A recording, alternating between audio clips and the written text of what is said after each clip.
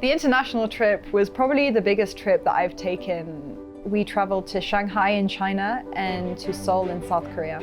My favorite part of the international trip was the cultural visits that we did, specifically the cultural visits in Shanghai. We went and saw a silk factory, which I thought was really interesting. We also toured a market village. And when I think back to my trip there, those visits really stand out to me. There's a lot that you study beforehand about conducting business on a global scale. So in my case, I learned a lot about culture in China, the history of China, and how that influences business today. Same thing with South Korea.